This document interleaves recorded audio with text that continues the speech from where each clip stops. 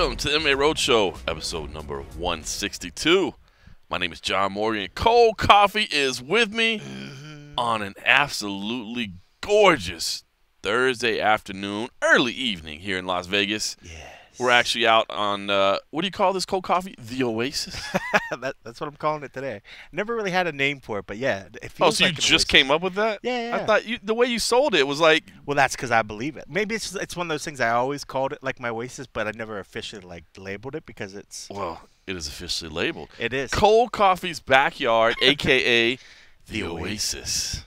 It does have a nice pool out here. A massive palm tree over to the side there that kind of gives you some shade over there in the corner. Yeah, slightly overgrown, and I kind of need to trim those branches that are hanging down, but they're kind of nice though when the sun comes in. Oh, I bet. Because it leans over. I got a couple lawn chairs sticking under there, and then the leaves kind of go up and over. So in the summer when, you're just trying to find any piece of shade, and if you find a piece of shade, it makes it like 10, 15 degrees cooler. Oh. I'll just kind of hop in there and just like take a nap. So that's the overgrown tree over there. And this one over here, it's not quite as high, so you don't really get into it. So I swear under there, Quite as overgrown of a palm tree. So Yeah. two big palm trees back here.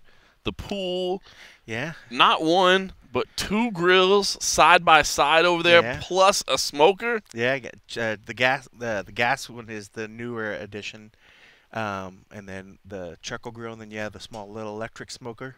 Cold coffee putting in work in the Oasis. That's like if I have a day off and like it's summer and I'm doing this is where I like to hang, So me and Agent H like to do a little grilling. So this is where I do all my grilling and chilling.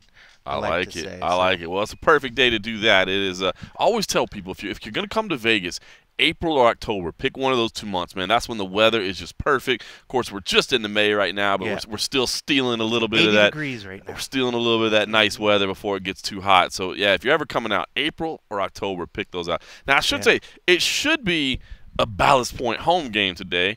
Unfortunately, I forgot to go get some Ballast Point this week. I was wondering. I got busy. I was wondering when you said you were going to pick some up. I was like, oh, that means he didn't. He didn't get with our... Yeah. I got a little bit busy working this week. It's been a crazy week. We'll go into that. So, shout out to Ballast Point. It's not their fault that we're not having a Ballast Point home game. Instead, it's a what's the haps on the Pabst? It's a day for making up phrases. What's the haps on the Pabst? What's the haps on the Pabst? That's what I was going. That's the best I can come up with. Well, this is the original home game right here for us, for sure. That is true. Like before we stepped our game up with Ballast Point, PBR was a fine. Yes. I wouldn't say sponsor because they never sponsored us. No, we sponsored them quite a bit, but they fueled many an episode of the MMA Roadshow. Hashtag earn your ribbon. Yeah. So it turns out when I'm actually buying the beer out of my own pocket, I go with the PBR. Ain't nothing wrong with it though. I figure it's kind of a throwback. Oh, this is. I mean, this is the original throwback. This is the original beer of the MMA Roadshow. So listen, here's why the week got busy. We'll throw this out. Send some love out to the homie Simon Simano. His grandmother passed away this week. Kind of sudden. I don't think necessarily completely unexpectedly, but those things are never fun to deal with, and he had to jump out, and it ended up being a crazy week because our man Dan Stupp had some vacation days planned, our man Matt Erickson had some vacation days planned, because this is a rare non-UFC, non-Bellator week, and so myself and Simon were kind of holding the fort down, and then Simon had to bail out, so things got a little bit hectic. I had to pick up some extra hours. Dan actually gave back one of his vacation days. Matt gave back one of his vacation days and pulled it together. So it got a little bit hectic, is why I didn't get in touch with our man Steve over there at Ballast Point. So apologies to you, Cold Coffee. I forgive you. I appreciate that. Forgive you. And then today got crazy for me. Now, we're going to talk some MMA, but I just want to a little peek behind the scenes of what's going on at the Morgan household. So this morning I had to get up early and go to the passport office because my son and my wife are going back to Mexico at the end of this month. They're going to spend about 6 weeks down there. Wow. My son, he's studies a little Spanish, trying to keep his bilingual stuff sharp. Go spend some time with his family down there. My wife was born and raised in Mexico. All of her family's still there. So go spend a little time. And his passport, when you're a kid, it only lasts 5 years, not 10. So it's expired, and he has to go get another passport. So we went and got that done. No big deal. That was early this morning, bright and early. But then my wife asked me, hey, there's an activity at the library, this kind of Lego building thing, and my son just loves Legos. And she's like, do you mind taking him to that while I take care of some other things? And I'm like, honey, Thursday evening, 162 Thursdays in a row now, I've had a podcast to tape with my man Cold Coffee. But I was like, I want to be the good husband. I want to be the good father. And I'm like, yes, honey, I will do that. So I'm off today. I got up early. We were done with the passport office by like 9:30. So me and you could have got together this afternoon, maybe done a little day drinking. I mean, we got a little bit of sunlight left right now, but I mean, we could have just kind of enjoyed the afternoon, relax. Instead, I go to this event with my son, only to find out when I get there that it has been canceled. So I planned my whole day trying to be the good husband and father around an event that was not even happening. So kind of a crazy day, made even crazier by the fact that before I came over here, and fire up the Bob Marley right now if you can in the background, but 3 little birds on my doorstep, not singing sweet melodies, but dead. Dead. 3 dead birds in my house. One was actually in my garage, one was on the side of my house, and one was on the front porch in kind of a flower pot bed thing that we have. So I'm still getting over the shock right now. I apologize. I mean, this literally just happened before I got here. I don't know what to do. I mean, I know what I've done. I picked up the birds and put them in a trash bag. Yeah. But I don't know if I'm supposed to like call animal control or report something. I tried to call my pest control guy just to see if he knew anything. Like, I don't think it was anything that he did, but just to see if he knew, like, if he'd heard anything that's happening. Yeah. I don't know if somebody's poisoned them. There weren't signs of trauma. Like all of a sudden I'm doing like, CSI Bird Edition. I'm like, at arm's check length. the temperature to see how long they had been dead. We didn't go quite that far. It was more of just a cursory visual inspection of me, like, kind of half looking at it because I didn't want, How'd you pick them up? I used like a paper. So the funny thing, I found one last night, right? So me and my wife, we went to practice at Extreme Couture for my son, and then we went to B-Dubs. Shocker, I know. To grab some dinner. The Morgan restaurant. That's the Morgan restaurant. Dinner of choice. To grab some dinner and watch a little bit of the Golden Knights game. And I didn't eat all my food there. I was kind of drinking and relaxing a little bit. Actually, I had to do a little bit of work. And so I brought 5 wings home with me that I was going to eat while I watched. They were gonna put Eli to bed, and I was going to watch the rest of the game. And when we got home, that's when we saw the first dead bird that was in the garage. And I had to pick it up. I just used like paper towels, right? I used paper towels and picked it up and then put it in a trash bag, right? And listen, maybe I'm not the manliest man. I guess I'm okay admitting that, but it kind of freaked me out a little bit. It kind of grossed me out a little bit. And I gotta say, I couldn't eat my chicken wings after that. Really? Yeah, it was something about like the bones and the chicken, and then going and what flavor chicken wings? They were hot. They were hot. Flats only. I don't do the drummies. I like all flats. Let's see if they're flats. I would have been able to, I think, visually. I couldn't block it out. Couldn't. Instantly, I saw the wings, and I was just like, ew. I can't eat that now. So I just wasted the wings. You could have had 10 instead of 5. Just wasted. Well, I had 5 at the restaurant, and then the other 5 gotcha. I was bringing home to kind of savor as I watched the end of the game. And and then 2 more dead birds today. So wow. Either there's a bird killer on the loose in my neighborhood, or like it's the sign of Boo? the death angel coming to visit us or something. Yeah, maybe Boo the dog's a silent bird killer. Boo the mutt terrier is just mauling. He's like, "Who are you, bird? What are you doing in my house? I'm gonna get you." He does it in such a way that there's no marks on the outside. Well, and you never know. Like, but I'm with you. Like, I know back in Ohio, in Columbus, there are certain times when they always used to say, call the wildlife department or whatever, and they would come check if it looked like there was something, because they wanted to check for disease. Yeah, that's what I was thinking. Like, is there a pattern? Is it happening in other places to where, But who knows? Three is pretty odd. I mean, I get it. Maybe the one got into the garage, and then maybe it was heat exhaustion. That's what maybe I thought. it'd been quietly hiding for some time, and then like didn't he have just got food. in when the door was open while we were backing out, and then he got stuck. And and then he just that's what we thought. But to the other ones, like right after, then that's a little crazy. I mean, because then that's just a coincidence. But I mean, they say that birds hit houses a lot of times while they're flying. If they see something that maybe throws them off, they think a window or something's an opening that they can fly through. There might be that chance of something like that. But I know there's also cases too. There's just I've seen people, they find certain birds nuisances, so people use BB guns and would actually would You didn't shoot. want, you want to throw out the theory you gave to me off air? Oh, about how your lovely child that is super sweet might be a closet serial bird killer. I was like, Eli, he's been taking this MMA training. He might see some birds and be like, ha, and like karate chop them or something. My kid got in trouble at school for doing takedowns. Oh, really? With like A friend. friends? It was like a buddy, yeah. So they were like kind of playing, but he admitted they were like kind of they wanted to kind of wrestle a little bit. Yeah. And the teacher was like, hell no, they weren't actually fighting, so they got in trouble. So, Both of them got in trouble? yeah, they both got in trouble. I know I did that once. Well, it was in high school, and it was like roughhouse, and then it ended up turning into a fight. Yeah. But that was like me and a kid that weren't really friends, and then Right. we both got in trouble. But I'd see if it was just two friends that were playing around, I'd just be like, relax, teacher. We're just doing whatever. But I don't Never know. Now he's out there killing birds. Now he's out there crazy. That's how he's revolting. He's like, yeah, you want me to go to bed early? Ha! Come here, bird.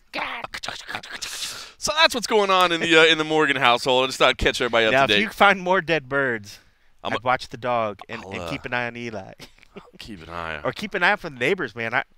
I would say you go back and look and see if there's any little BB holes or something. Nah. You never know. Some people those are things weird. are wrapped up in a trash bag right now. I'm not going back in there. All right, so let's get to some MMA. You didn't come here for the dead bird talk, but listen, Bellator 198 was this past weekend. Fedor versus Mir. Shocked by the result, man. I got to say, the fight card. I think the main card. It was entertaining, man. It was a fun event. I do think that sometimes it reminded me very much of a Strikeforce card. I mean, I think all of us on our staff picks went like 5-1 or 6-0. I mean, it was pretty obvious kind of what some of the fight results were going to be. But it was still fun. It was very entertaining. But the main event, man. I'll be honest. I consider Frank Mir a friend. I mean, he's a Vegas guy. We've known each other for a decade. We've run into each other at a lot of places. Mm-hmm. We've had family discussions that are well outside of the sport. I mean, obviously he's been kind enough to invite us to his house to do a podcast and things like that. So definitely consider him a friend and was pulling for him in a lot of ways. But I gotta say, putting that aside, something about the MMA fan and you seeing Fedor Emelianenko in there, getting a win. It was kind of fun. It was cool. It just sucks it had to be against Frank Mir. And that's it.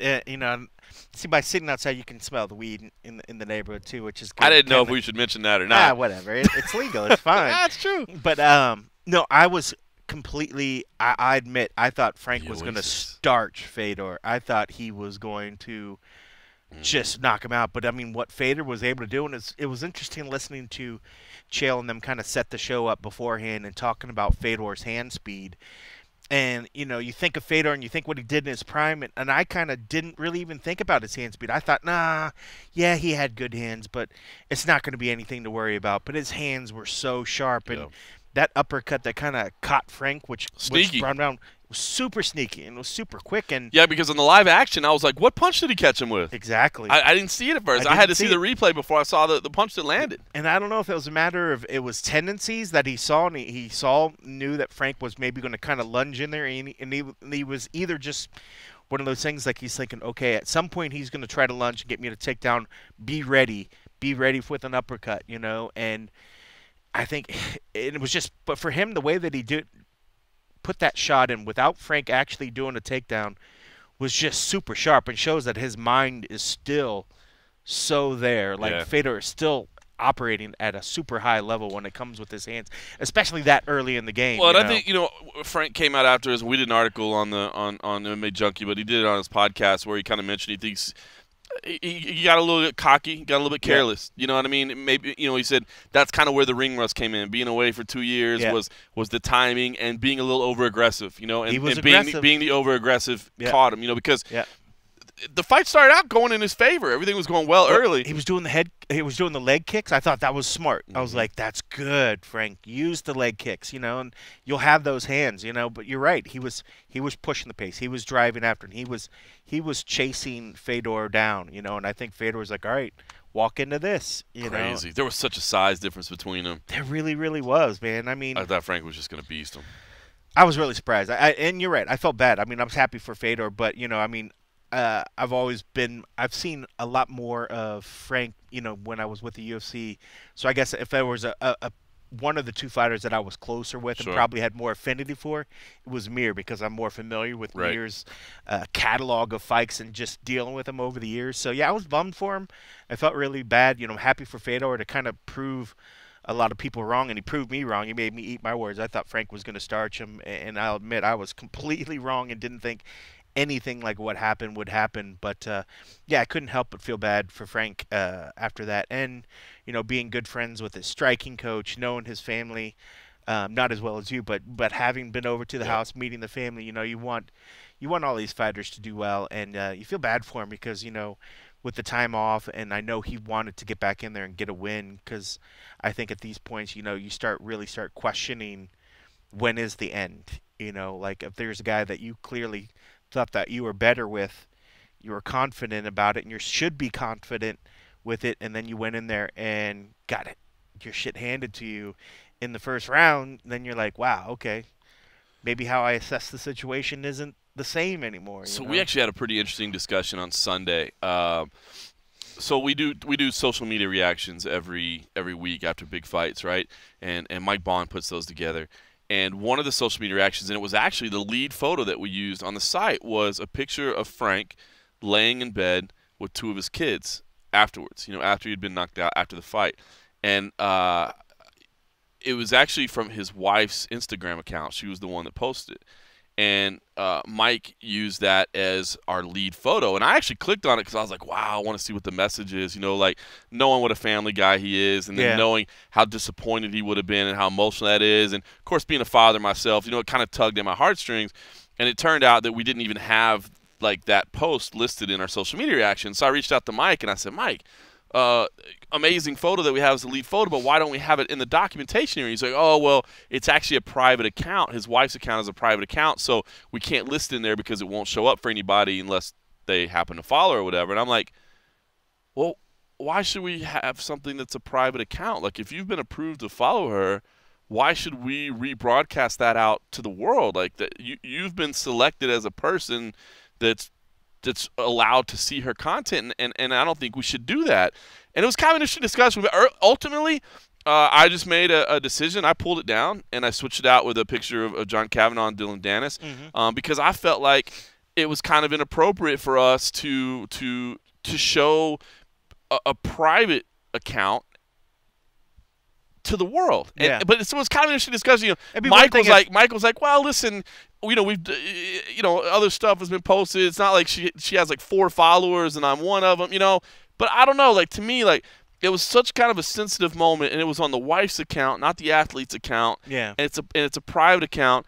And ultimately, I don't know. Maybe I was being soft. Maybe it's because I do consider Frank Mir a friend. He's a Vegas guy. I mean, again, when I say I consider him a friend, we've never gone out and had drinks together, or you know what I mean. I don't at his house. Well, I don't make social arrangements. I don't make social arrangements with fighters. I mean, when you run into them on a fight week and you say hi and you happen to be in the same bar or whatever, like, cool, that's fine. Of course, you're gonna have a relationship. But I do think it crosses a line when you start going, hey, bro, what are you up to? Let's go out this weekend or whatever. You know what I mean? I don't do that. I feel that's inappropriate. Yeah. So when I say I consider him a friend, I wouldn't say, like, that's my boy. But I don't know. So I've been kind of thinking about it since. I don't know if I let fatherhood and him being a local guy kind of cloud my judgment, or if I made the good moral argument that, hey, listen, man, that's a private account. It's not an athlete. Yeah. It's his spouse, and we shouldn't be rebroadcasting that to the world. I'm with you. I mean, I think most fighters, if it's that we deal with, or any particular account of any celebrity or something's out in public, if it's a public account, it's not private. I think they are putting everything out there for public consumption. But if it is a private account, you have to be selected. You have to be approved. If MMA Junkie, particularly our account isn't approved, I would say they haven't given MMA Junkie carte blanche to use all their stuff. Right. If they've looked and said, oh, okay, I know this Mike Bond guy. Okay, he's in the MMA world. I know he probably likes Frank. I'm going to let him follow me. I don't think she's immediately saying, like, hey, I'm going to show this thing. I expect everybody that everything I put is going to go elsewhere because it's a private account. Well, even if it was the MMA Junkie account, right? Yeah. Well, I still would feel weird about you're allowed to view. Does that mean you have the ability or the right to rebroadcast that? I think, and I think that's a good point. I mean, so even if it was, I mean, I think if anybody's making it a point where it's a private account and they have to be approved, I think they're probably at least saying, they want to have some sort of control of where this is going to go. Right. They probably expect that, hey, I could put something on this account and it's not going to be broadcast out everywhere. So yeah, I mean, I think as a general rule, I think taking it that if we see a private account, anything under that account, let's just not blanketly put it out there, because obviously if they didn't want it just out there, they would not make their account private. Well, that's the decision I made. So maybe I was too soft with that decision. All right, so let me say this. With all that said, I have to say this. I think Fedor winning is the absolute best possible result for Bellator. I think Fedor versus Chael is nuts. I mean, it was bizarre seeing them face off in the cage. And I think the lead-up is going to be intriguing. I mean, Fedor still has that mystique. Chael has had harsh words for him in the past. Chael will continue to have harsh words for him in the build-up to it. Meanwhile, Frank Mir and Chael, I mean, hell, we've seen them do a podcast together, right? I mean, we've seen them hang out. We've seen them talk. Not that the fight wouldn't be, still intriguing, but I really feel that Fedor versus Chael is probably going to be one of the biggest fights in the history of Bellator. I think this fight, number one, I think this result kind of re-energized my interest in the Grand Prix, and I'm sure I'm not the only one. Like, for whatever reason, that really kind of got things charged up over the first two results that we've had. And I think Fedor versus Chael, other than the fact that Fedor commands a very high paycheck, is absolutely the best possible scenario for Bellator. I mean, I'm excited just because it's Chael. The fact that Chael's still involved, I mean, I would have been excited if it was Chael and Frank, just for the fact of Chael just brings a whole nother level to it.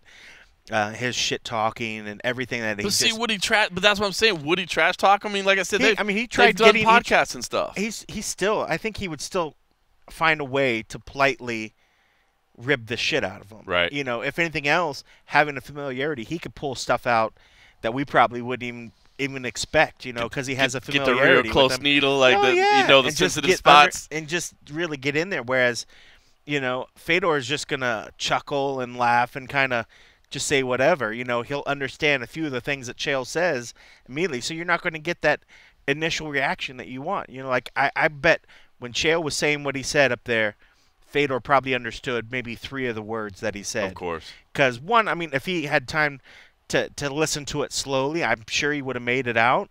But when it happened, he was just kind of like, I'm like, oh, man.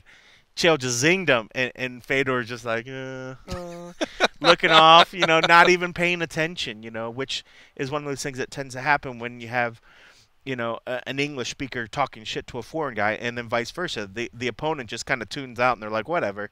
Right. Say your piece. I was saying, I wonder if, like, how much is going to get translated directly to Fedor? Oh, like especially that woman. Yeah. The woman that he always uses. Do you think she'll translate everything, or do you think, I bet she does. No way. You think she'll just be like, when she says it to him, I guarantee she says it to Chael. When he's like, Fedor Emelianenko, you absolutely suck. You think she goes, he says he has great respect for you as a veteran of the sport, and sure he is looking forward to this challenge against a sportsman such as yourself. Yeah, exactly. Because she's probably so polite that she, instead of "you suck," she would say, "Yeah, you're not great," and put some. Mr. Sonnen questioned your skill level. Yeah, that's it. So I don't know.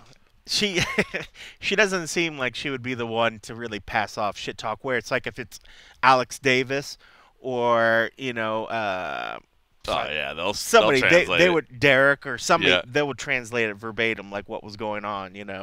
Like they don't give a shit. They're like, it's my job to translate your words. It's not my job to be the political guy and choose the best words. Ed Soares told me that one time because Ed's the other guy. Ed used to get accused of like changing people's words, like his clients' words, and so I asked him one day. He doesn't translate anymore, but he used to quite a bit. And I'm like, dude. Like, I don't know Portuguese. Like, some people say you change their words. He's like, hell yeah, I changed their words. He's like, that's my client right there. He's like, if he says something dumb, he's like, I'm not gonna rebroadcast that to the world.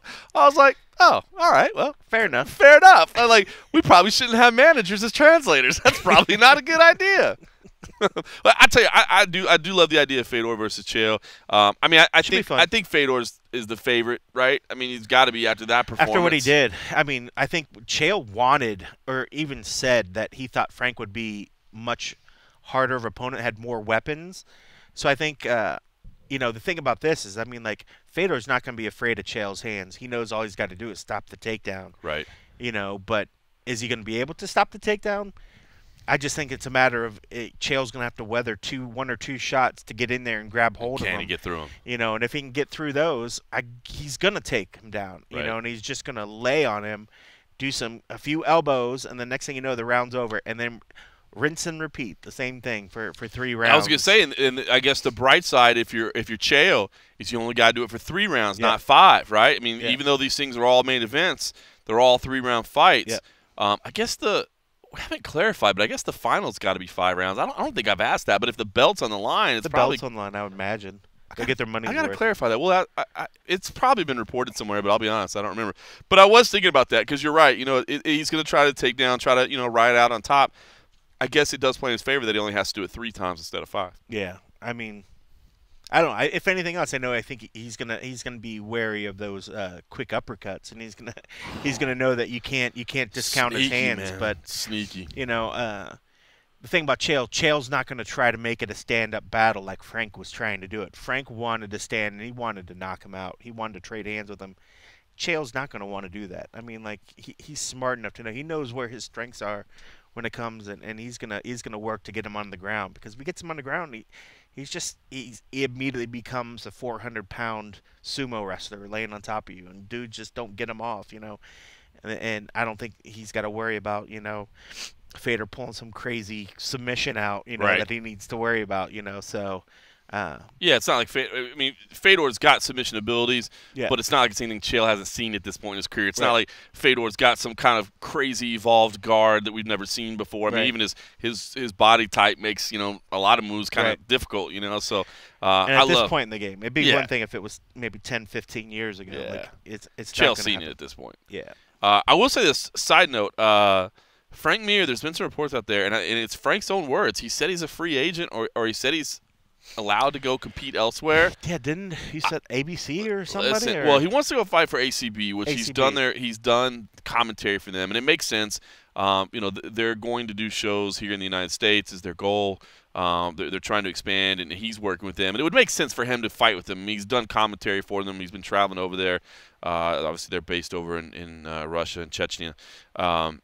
But I talked to some people in the Bellator organization who wouldn't go on record, but told me, John, man, that's not right. He's got an exclusive deal with this. He's got a multi-fight deal, and not that. Well, I was like, well, is it a multi-fight deal where he's allowed to go fight elsewhere? And it's like, no, he's got an exclusive deal with us. So that's going to be something to watch. I don't know if I don't know. Maybe he's just confused and so nobody's talking. Either to he each other. misspoke or just doesn't know. Yeah.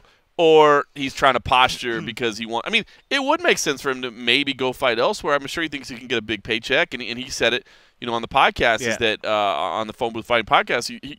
He felt the ring rust. He wants to go in there and get some, get some rounds under his belt, and maybe he could find some, kind of second tier type heavyweights over there or whatever. Although there's some dangerous dudes over there. It's not like it's all gimmies, but I just wanted to say that because I know I've seen some reports out there that say he's not under contract. He's a free agent. Yeah. He only had a 1-fight deal.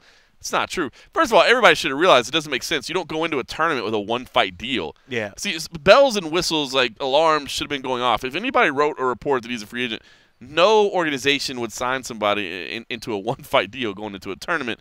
Well, I say no organization. It has happened in the past, and it cost people dearly, and that's why it wouldn't happen again. So, anyway, just something I want to throw out there. Last thing, overall, love the card. I mean, Bellator 198 was fun. Rafael Lovato Jr. is a beast, man. That dude is a monster. I've been a fan of his, and I've said going in, people should pay attention to Rafael Lovato Jr. He is insanely good. And Dylan Dennis, I'm kind of curious, going into the week. I know you said you don't have any feelings necessarily for or against Dylan Dennis. He did get the nice submission win. It was, as we said going in, against a guy who was, set up to be there more or less. Losing streak. Yeah, via submission. So we knew what was going on. we saw that Dylan's wrestling game definitely needs some work. His stand-up, of course, needs some work. But he is, it was his first MMA fight. But I mean, the playbook, the Conor McGregor playbook is so evident that it's just almost. I mean, it's almost funny to me. It is funny. That's the thing. Is so some people hate him, and some. So here's the deal. So he had some great quotes and he had some great lines, and we were working post event on Sunday, and Fernanda Praches, who you'll be with next week down in Brazil, she chimed into our employee chat, and she was like, can we stop trying to make Dylan Dennis a thing? He's not a thing. And I'm like, Fernanda, everything we do about him clicks. Your words, Fernanda. Everything we do about him clicks. They either click to see what he's going to say, or they click to hate him. They click to hate on him. But they're clicking. Yeah. You know what I mean? They're clicking. And I mean, and he's winning. I mean, he won his fight. I mean, it was crazy how quickly he went into that submission. Like, you could tell this dude's super high level. Oh yeah. Super high level. But, I mean, I definitely think there were some questions because he was getting rocked on his feet on occasion, So, I mean, I definitely, I'm not hating on. But, yeah, I mean, when you look at the pictures, it just makes me laugh because it looks like you could take it. I could take two photos in a Photoshop and take his stance and completely lay it over top and watch it look exactly like all these McGregor poses that we've seen. It's like the lines are the same. The things that he says. I mean, it's literally just like follow the playbook. It is, and I can't hate on that. But yeah, I just find it funny. But it hasn't got to the point for me where it's like annoying or anything yet. It still amuses me, and the dude's winning. So I'm just taking it as it comes. I'm just like, I find it entertaining. It is. But hey, I did happen while we were talking about Frank before we passed on. I did look back, and when I saw this article on the Sherdog, and it was talking about how Frank had signed a multi-fight contract and how he had said or confirmed the signing or something. But it does say on here that the terms of his deal allow him to compete for other organizations with the California-based promotion's permission. So, but that right there, even if you look at the end, with their permission. With the permission. So they'd have to approve it. So I don't know if in his mind he's like, no, my thing says we're good to go, that I could fight. But maybe there's that phrase that he's forgetting. And he thought, he's like, oh, I can just take whatever. I can just take whatever. It's like, oh, no, you can fight, but we have to okay it. Because Bellator's always been good about, like, sending people to Japan and, things like that. They let him do it all the time. So I don't think it's – I think where it can be easily solved. It's just a matter of, you want to go fight with so-and-so? That's cool. We weren't planning on using you in that event or maybe the one after that. Here's your okay. Yeah, normally in situations like that, they have to approve the date because obviously they need to make sure it doesn't, have any conflict with when they want you, or maybe they want you. But you don't want a big star of yours counter programming against one of your events. Absolutely, and usually they'll get some say in your opponent too. Like if you know what I mean, if they think you're going to fight somebody that's an absolute world beater, they don't. They don't want their guy going to lose over there somewhere else. You can't guarantee a win in MMA. We know that, but usually they'll be able to say, nah, we don't like that fight for you either. So But interesting. But yeah, I mean, you should maybe reach out and be like, hey, double check your thing. Like, I want to read. Might want to just read. Just get the fine print. Yeah. Was there an asterisk? Article 3. Was there an asterisk somewhere in there? I'm with you. By the way, just last thing on Dylan Dennis, I'm with you. I'm not annoyed by the guy yet. I find it almost comical and entertaining that he's a caricature of Conor McGregor, and it's so weird that he elicits such anger out of people. So I kind of like it. That's what I'm more amused about. I think is just watching the chatter off to the sides. Like what the noise coming from him doesn't bother me right now. Like I'm totally not annoyed at all. Dude's winning, whatever. Do your thing. I'm more amused by the hate and the people coming out. So I'm just I love reading the comments that people just say about shit, but I don't know. I guess that's a thing because lately we did that cool interview. Well, Dern was the scrum the other day, so I'm just reading chatter just to hear people talk about her accent. It's just nonstop. Like, so half the chatter that people talk about these fighters is just as fun. It's just listening to all the crazy shit that people say. I want to get to Mackenzie Dern, but I'm running out of frosty beverage, so we'll get to that in a second. Last thing on Dylan Dennis, how great was the Scott Coker quote where somebody, Dylan had come out just like Conor, I'm going to have a piece of the UFC. Dylan comes out and says, I'm going to have a piece of Bellator. And they ask him about it, and they ask about his attitude. And they don't even ask Coker about that. They just say, some people say that he's too brash. He's going to rub people the wrong way. What do you think? And Scott says, whoa, you're talking about my partner there. About my partner. That was amazing. Yeah. That was one of the best Scott Coker quotes I've ever seen. He's like, that's my partner, man. You're like, relax. That's my buddy. All right, so that's listen. Coker is a funny dude. He is. Like, I think, and he's just subtle about it. I think where Dana can be very brash and in your face, but also still a very funny guy when you catch him in the right mood. Right. Scott is like that. He's got that subtle, subtle humor that, if he, even when he's not just blatantly throw it at you, he'll slip one in there, and you're just like, whoa, I see what you did there.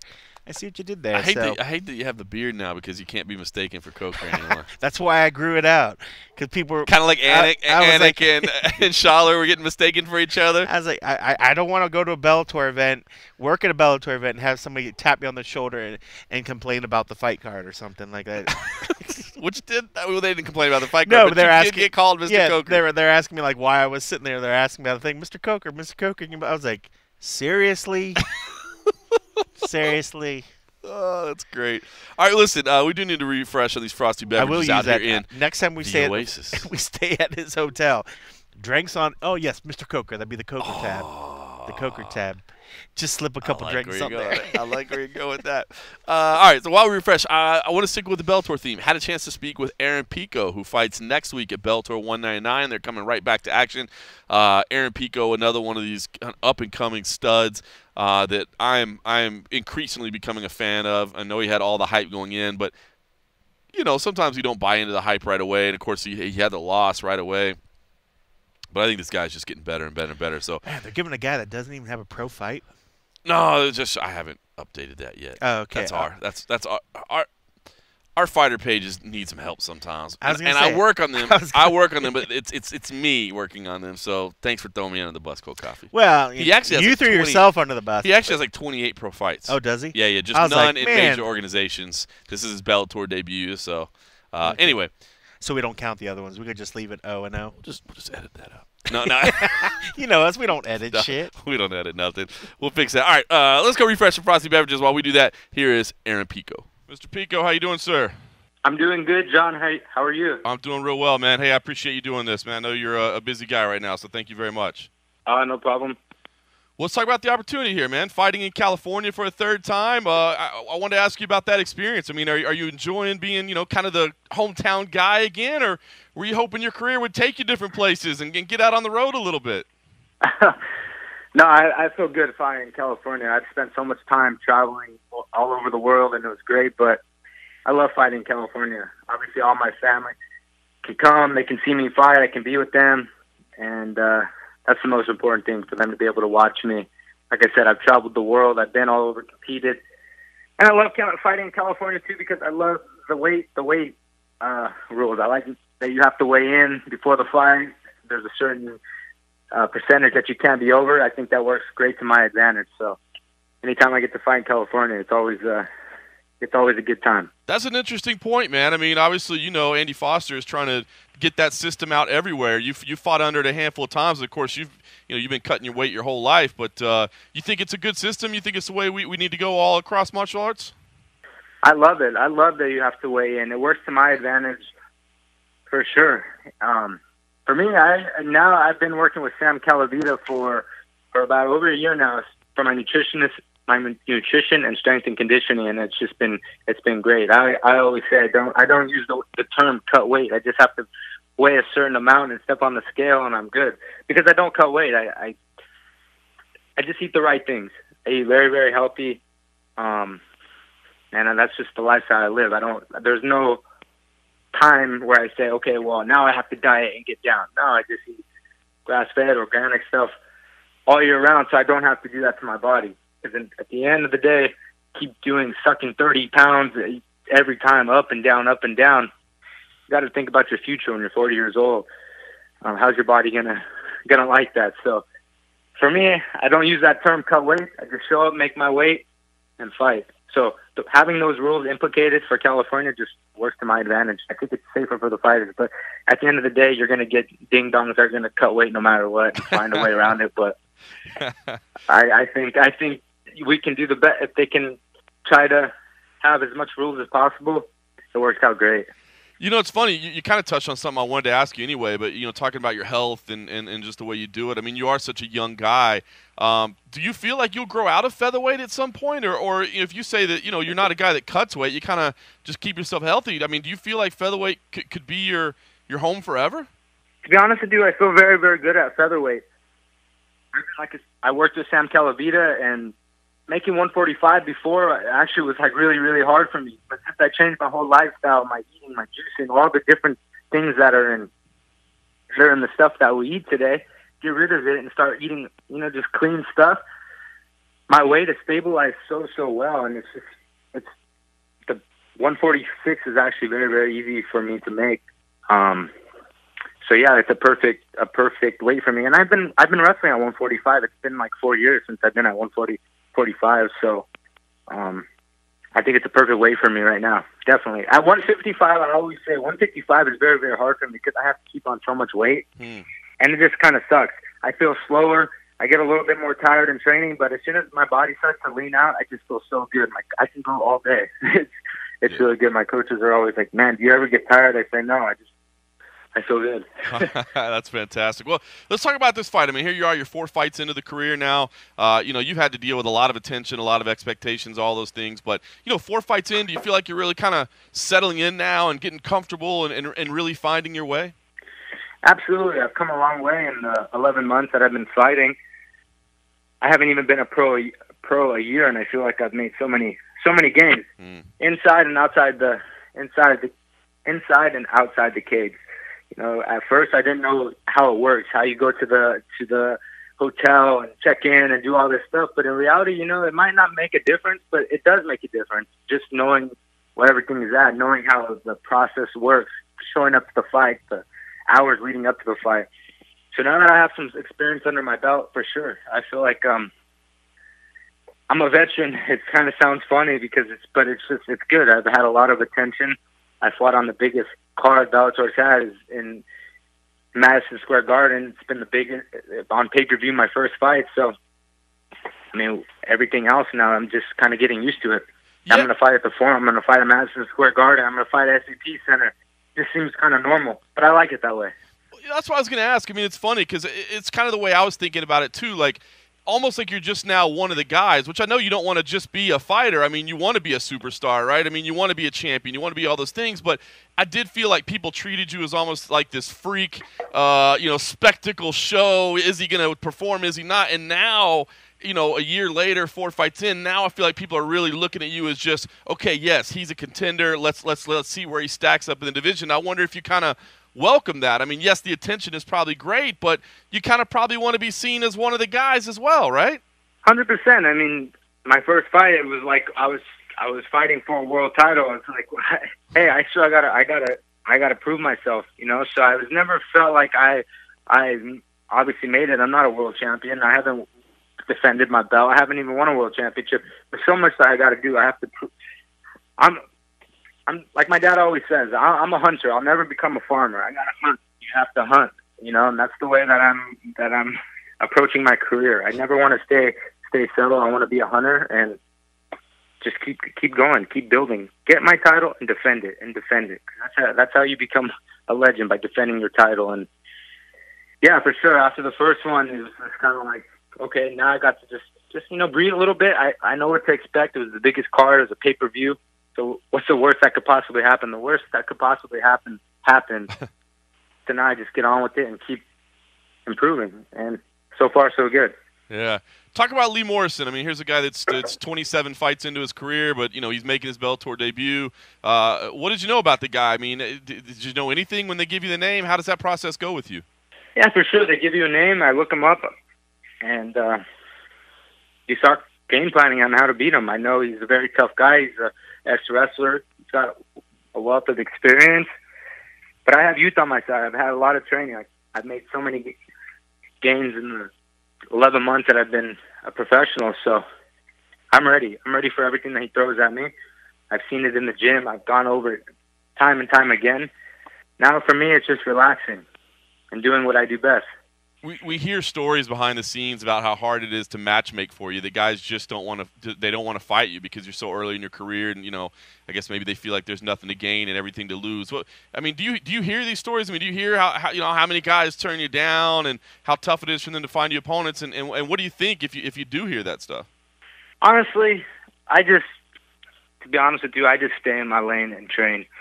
I'm very, very young in my career. These guys can worry about all the turn down fights and do this and want to say, I don't want to fight this guy and do this and that. For me, I'm just getting better. I live a very, very good life. I wake up in the morning, I ride my horse, I go train, come home, train again, relax, train. I'm just getting better as a fighter. I can let all these young guys, let these older guys worry about certain things. For me, I'm just worried about becoming the best fighter in the world.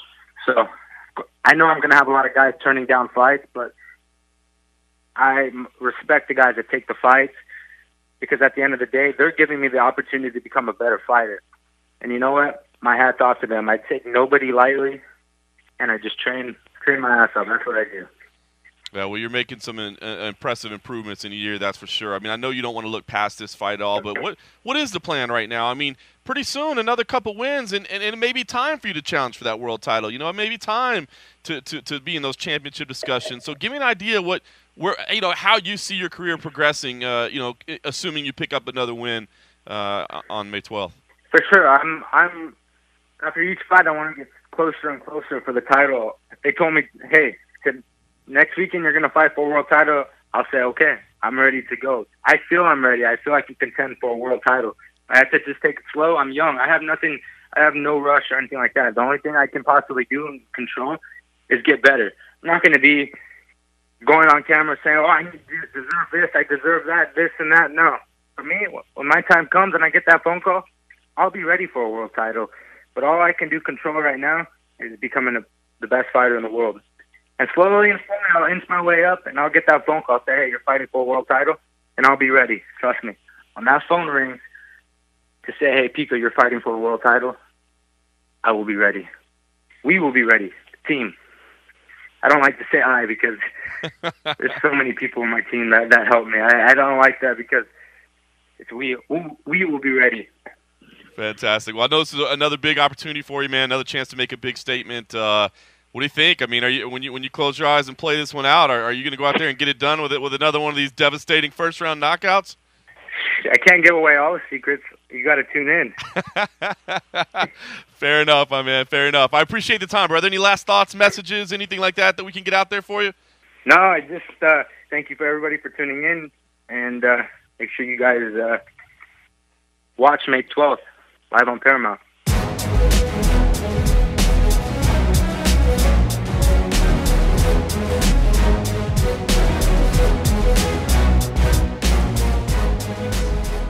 All right, so that was Aaron Pico. Crazy. Even I had to check the stats when he said, I haven't even been fighting pro for a year. I was like, holy shit, he's right. Like, it's happening that fast. I mean, his progression has been so quick. Mm-hmm. But, man, the dude is just, first of all, impressive in the cage, no question about it. But buttoned up, I mean, the way he speaks, the attitude that he has, that advice he had from his dad, be a hunter, not a farmer, man. I love that attitude. Man, I'm really starting to buy into the hype with Aaron Pico, and I love the fact that, he's kind of not this freak show anymore. He's kind of just becoming a real contender. Yeah, I think that humble pie that he ate during his debut, he came in riding such a high, and I mean it was easy to believe it. I mean his hand speed, he has incredible hands. Nuts. I mean, and you can see two knockouts in his last two fights. I mean, Not bad for a wrestler. Not bad. I wouldn't even consider him wrestlers. That would I mean, like, oh yeah, dude's hands are sick. I mean, like, so I mean, I think he's starting to live up to every bit of the hype, and he's got his head on his shoulder. So yeah, I'm looking forward to see what happens. I am too. All right, Aaron Pico being action, Bellator 199. Should say, by the way, if you like what you're hearing, do us a favor. Make sure you're logged into iTunes. Make sure you subscribe. First of all, I mean, hopefully if you're listening, you're already a subscriber. You don't just hear it every now and then. You get it downloaded automatically every week. But,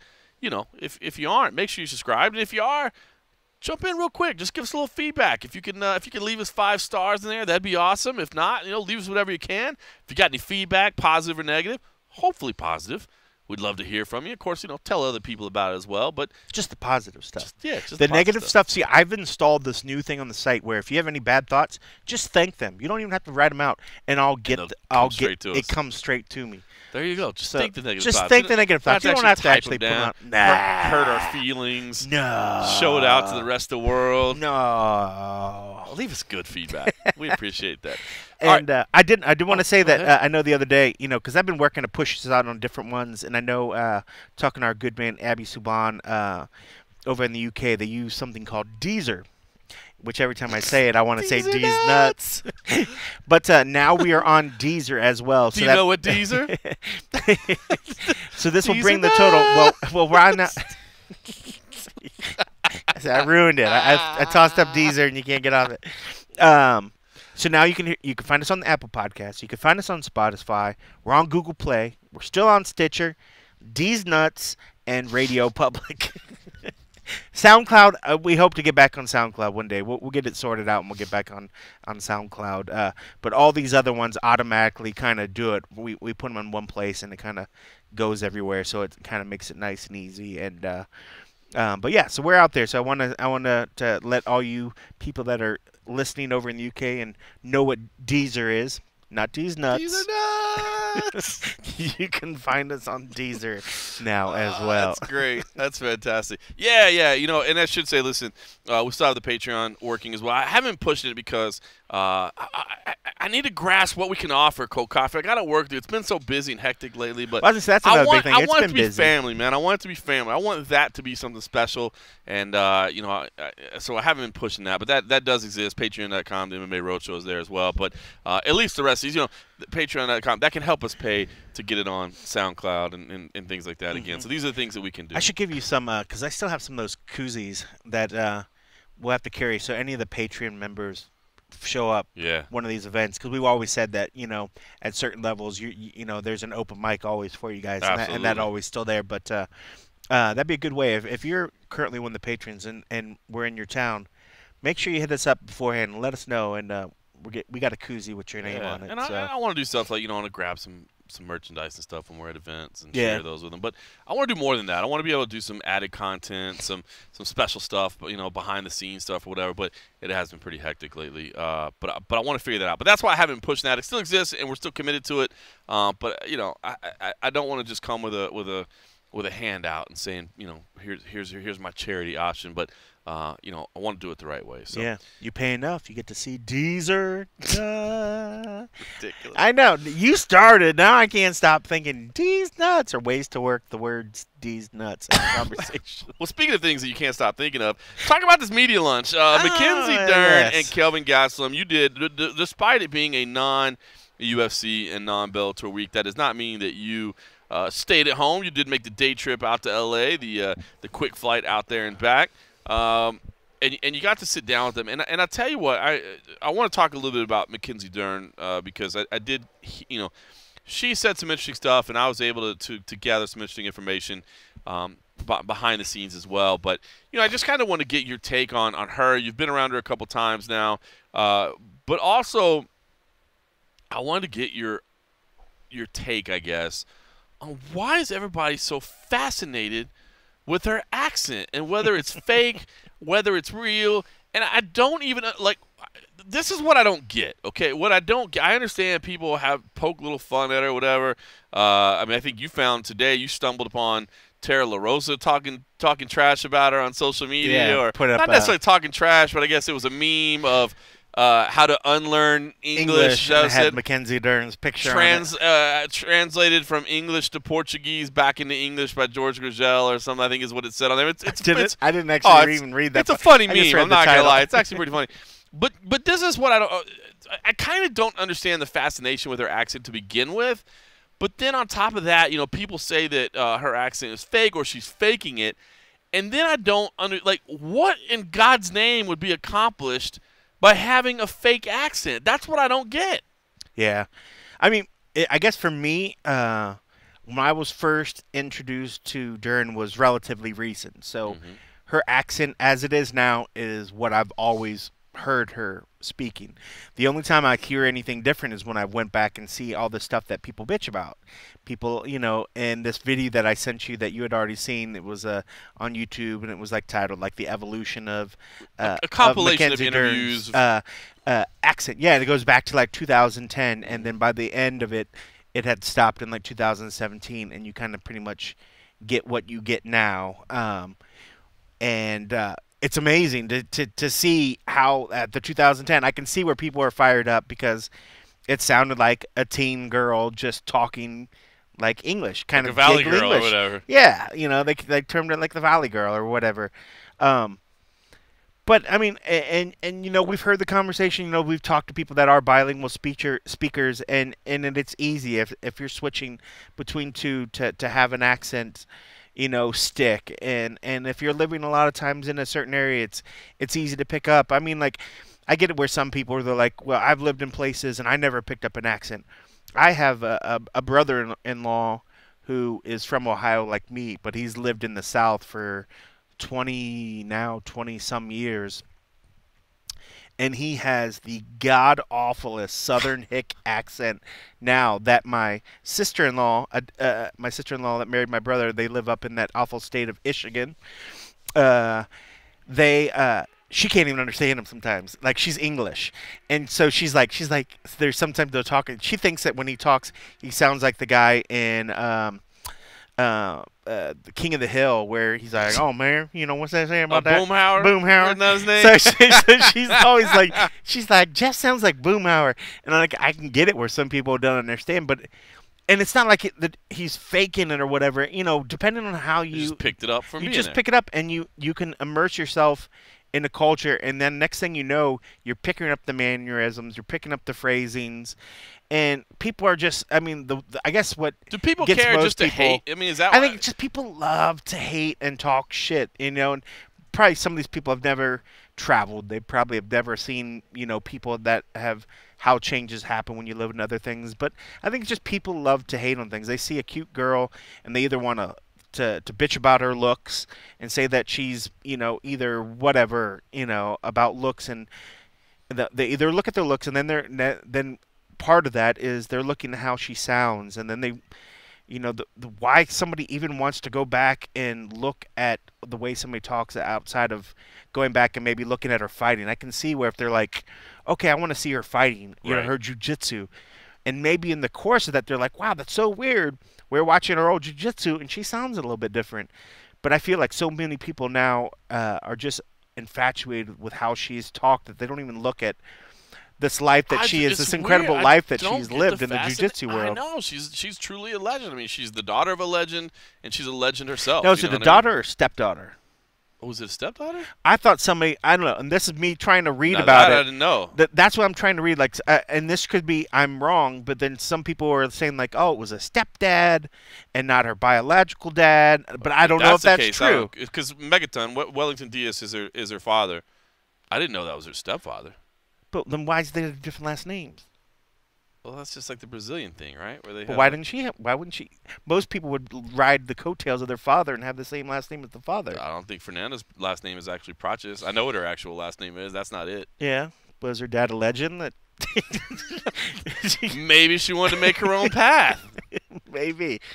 I don't know. But yeah, so maybe not. I don't know. All right. That's me just reading bullshit comments. So maybe I don't know what I'm fucking talking about, which is fine. But yeah, I don't know. People are so enamored with it, and the fact that they're like, oh, look at how her English has digressed, and she's not even using. She's like speaking like we've been to Brazil a lot of times. I don't get, like, what I don't get is like, what benefit would it be of her to? I mean, like, yeah, she thinks it's more marketable to have an accent. I mean, which is that like so stupid? She speaks exactly like. That's why I've never heard anybody with a theory that's like she changed it because it helped her land a sponsorship deal or something. Like she landed a big acai deal after this. But no, any of our English buddies, any of the UFC PR team, anybody that we deal down there, their English sounds the exact same. So I guess it never struck me as odd because when I talk with her, I just feel like I'm speaking with like one of my buddies down there. Right. Like it doesn't. I don't know. It just doesn't ring any weirdness in my head. that's all I've known her I feel like as. as soon as people say it, I just feel like, shut up, you're a hater. Yeah, I mean, it's the only reason to bring it up is just because you're looking for some reason to find fault in a young woman that's doing really well for herself. All right. And to go back to this thing, hearing her speak, I was excited to see she had really sort of embraced the fact that because it did kind of get brought up, you're fighting the third from the top on the card. She's fighting after Vitor Belfort, his last fight. That's like, crazy. Are you fucking kidding me? That's crazy. Like, I'm surprised that they're starting the main card. They're kicking off the main card. Good for them to start the main card with the bang, but this is Vitor's supposed final fight. Retirement fight. Like, it's not really giving a lot of love to him. This is a guy that has had sort of a interesting relationship I was with gonna say, the it UFC. hasn't been 100% positive. Hasn't been perfect, but it's the fucking phenom. I mean, like, the dude's done amazing shit in his fighting career, and if this is in fact his supposed retirement fight, I just feel like unless you're trying to start the show and build in some fanfare to award what he's contributed to the MMA space, maybe that's a reason for it. I felt a little slighted for him as well. I just felt like that's kind of rough that you're going to start the fight card, because unless you're going to build in something so you can give him some time, you can give some sort of thing, But I feel the UFC's kind of dropped the ball sometimes of not being very ceremonious in these guys finishing things, like put a fucking package together. Put something together. Roll something on screen to thank this person for what he's done. It might not have been perfect for you, but shelve all that shit for a second and give this guy something good. That is so a the wild fact decision. that he's not further up in the card just struck me as odd. I was I surprised didn't even realize it until you said it to me, honestly. Now I'm looking at the bout order. I mean, you got Lineker and Keller, which is going to be a fantastic fight. Why is that? That seems like one that you'd kick off the. That should have started seems it. because it's going to be a fun fight. It's going to be a fun fight, but it's maybe not the star power yet. You know what I mean? Definitely not of a Belfort Machida. And I don't mean to insult Lineker and Keller, but no, that's a great. But Belfort that's a great and Machida fight. are former champions. They're former champions, true it's legends. Belfort's last. So you could fight. easily do Lineker Kelleher, then maybe Dern Cooper. Yes. And then Belfort Machida, then Jacare. That would have made the most sense. In fact, you could even do, I guess maybe you do Jacare and Gastelum as the co-main because it's more relevant in terms of immediate rankings. Because name power alone, Belfort Machida is probably worthy of being a co-main, right? It is. If it's name power alone. To Brazilians alone, that's Brazilian versus Brazil. I mean, they're going to love the fact of Jacare versus USA. That's going to be a huge one. But yeah, no, I mean, Belfort and Machida, in my eyes, should be the third fight on the card. It should be third from the top. No less than the third. If not co-main. Co-main, for sure. I would think by it being his retirement fight and the fact that it's a fight between two former champs, two Brazilians in Brazil, in my mind, without a doubt, I thought that should have been a co-main event. If it wasn't co-main, I can understand why, just like as you stated with Souza and Gastelum. That's a number one contender. That's a contender fight. That's a contender fight, and that's going to have a lot of heat. And it does bring in the whole, like, Brazilians want to rally around a Brazilian beating an American. Oh, yeah, they love beating or somebody foreigners. else. Yep. So I get it. Like, that's going to bring some excitement before, again, at the end, the last two fights are Brazil versus USA.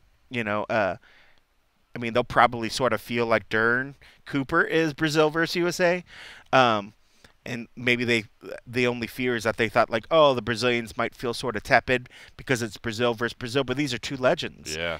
In Brazil, they love. I did not realize they love these guys. The pay-per-view card. It's weird. It's a weird spot. I mean, unless they maybe decide last minute to change it because maybe something fight week Brazilians start raising some sort of fury over it or whatever. But I was surprised. And it felt to me that it wasn't a nice send off. I mean, granted, it's still on the pay-per-view. That's good. Sure. But it's in Rio. But, to start the main card, I'll just like, oh, you're going to put 4 fights after Vitor's retirement fight? Like, wow, that's weird, But I don't know. Hopefully maybe they have something built off. It'd be nice if they roll into the show and are not able to put a nice little piece of package right beforehand. Maybe sort of saying, look at the great things that he's done. I think that would be nice. I think the UFC needs to do a better job. If you're managing a broadcast and you have a lengthy package that you want to roll, doing it at the start of the podcast Yeah. would be easier because then you don't worry about running Yeah. up against time crunches in the end. Yeah. So maybe there's something to that. I hope so. I hope that's what it is. It probably isn't, but I hope that's what's built in because We'll have to reach out to people and find out if that's. Yeah. By the way, speaking of reaching out to people, I did confirm, by the way, while Aaron Pico interview was going on, that the championship bout, the heavyweight Grand Prix bout for Bellator will be 5 rounds because that is a title fight. So 3 rounds for the 2 semifinals, 5 rounds for the finals. Just share that. All right, back to Mackenzie Dern. I did want to ask kind of what the mood was in the room. She did touch on the fact that, interesting the way she said it too, that she was invited to leave the MMA lab was the way that it was pointed out, the way that she phrased it. Interesting, right? She kind of, I don't want to say rushed through it or whatever or wanted to move past it, but she did address the fact that she's now training in California. Was it I don't want to say tense or anything, but no, it didn't feel like. I mean, I did notice the part at the end though when she was like, did how she kind of giggled and I was like, yeah, I won't ever go back to Arizona or whatever again. So that's the part that kind of got me. I was like, okay, well that's relationship. That bridge is gone. So here's the deal. So I was watching your stream and I immediately reached out to John Crouch. I'm a big fan of John Crouch. A huge respect for him as a coach. Huge respect for the way he handles things. I knew that he probably wasn't going to say anything, and basically he didn't. He was like, hey, thanks for reaching out, John. He gave me a statement. He said, listen, she was going back and forth between Arizona and California. I know she was struggling to do that. I said, hey, I know you love being in California. Why don't you just Why don't you just set up in California, enjoy your camp there, and we'll continue to wish you the very best. We'll support you. But it was a very political statement. You know what I mean? It was very I don't want to say PC or whatever. I mean, I think it was honest, but he didn't necessarily want to get into the details. So yeah. I kept poking around. I do know some other people out there at the lab. And basically here's what was said behind the scenes. And nobody will go on record and say this, but the bottom line is they as a team didn't feel comfortable with the amount of time that she was committing to practice, especially wrestling practice, and working on some of the things that they feel that she needs to work on to get better. I mean, her jiu-jitsu game is as good as it gets in the women's division. But she does have her flaws in the stand-up game. She does have her flaws in the wrestling game. That if she worked on, she would be, I think, damn near unstoppable with the jiu-jitsu base that she's working from. And from what I was told from a couple different people, just wasn't necessarily putting in the time. And as a team, that kind of concerned them a little bit. And ultimately they say, listen, you've got a great thing going on in California. Go ahead and do your thing in California as well. But it's interesting because Mackenzie Dern does have that X factor, right? I mean, she's already got that star quality about her. Yeah. She's got haters on her accent. You know what I mean? She's That's how you know you made it. Yeah, that's how when you got haters, you made it, right? And she does have great skills, but is she going to cap off if she's not willing to put in the time, or is it going to take maybe her first professional loss? Is that what it's going to take for her to be like, oh no, But here's the other thing about it. Cold Coffee is like, it's such an interesting time, right? Because she gets these comparisons to Ronda Rousey. Yeah. People want to compare her to Ronda Rousey. But Ronda Rousey was like robotic in her commitment to her craft, in her commitment to, excellence as an athlete. She talked about the way her mom brought her up, and it was, always be ready, and, all those famous stories, and to the fact that, like, we've talked about it before, that loss destroyed her because her athletic prowess was everything about her. So with Mackenzie, I see it 50-50, right? On the one hand, I hear that people are concerned that she's not committed to being in the gym as much and practicing maybe as much as she could and improving her wrestling skills and those sort of things. And that concerns me because I think, well, man, is she wasting talent?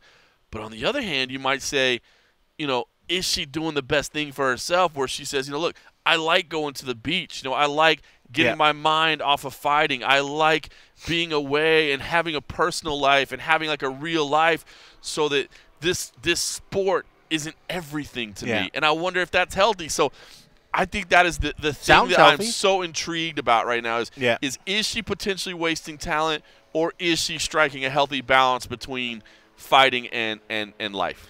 And I guess what gets me is, so what is their fear? Why would you Are they worried that she'll take a loss and sully the name of the lab? I mean, because the lab's taking losses. Well, I would think that if you have a fighter, unless it's just a matter of she's making promises to show up to practices and misses practices and then has a lame excuse, and where they're like, all right, well, we're trying to be there for her and she's too caught up in whatever, that's one thing. But if it's just like we're not sure she's putting in the effort, and then if she's going to bring a lot of name power and bringing that back to the lab, I would think that would be a good thing. Well, I think part of it was she was, as you said, she loves California, and she was spending so much time out there that it's like, hey, when are you coming back so we can get training camp going? It's like, well, I'm kind of out here. And so would you want to show up on fight night and be in her corner and you haven't even had anything to do with her whole training camp? I think that was kind of part of it more, Well, I guess I mean, I get it. But and maybe so. I mean, but I guess I could see where some coaches are like, "Yeah, I'm still getting paid." So, but I guess if it's going and she goes out there and just looks like an amateur, they're going to look at the coach and like, what were those coaches doing? And then you don't want to be like, oh, well, she never actually made it. You don't want to feel like you have to justify. But I don't know. I guess that's one thing. If it does boil down to, I guess, their principles, and they want to be able to be proud of the fact, if I'm going to be in the corner, I want to be able to hang my hat on it and say, yes, we trained this person. Not that, oh, hey, yeah, they occasionally showed up at our gym. But it makes you wonder if they were not spending that much time out there in the first place, maybe they wouldn't even get the invite. And maybe that's the part that would, be salty to them. They're like, oh, she's not out there. Maybe we wouldn't get the invite. And then, they'd be all butthurt because they're like, oh, she'd been training half the time out in California. And so it was the California people that got asked to go to the thing. But I don't know. But whatever. She was very happy about being out in California. Seemed like, even in her mind, that it ended in a way that she's not planning on trying to go back. So I'm not sure, she didn't seem as politically correct or maybe as tactful, maybe in the way that she was phrased it. She wasn't bashing anybody. Well, she barely speaks the language, Go Copy. I know it was. I was waiting for the translator to come in and really translate it to her, but. It was great hearing her, talk about it. I mean, she's looking forward. She really wants to be a role model. She wants to, show women that it's all right to, especially young girls, it's all right. You can be different. You can wear pretty, different things. Yeah, you can wear black fingernail polish. You could be different. You could be yourself, but you could also be a strong woman that's also doing great things, So I think she wants to be that role model. She wants to do those things, and by them putting her at such a high spot in the card, she wants to take advantage of that. She's happy to be in that spot.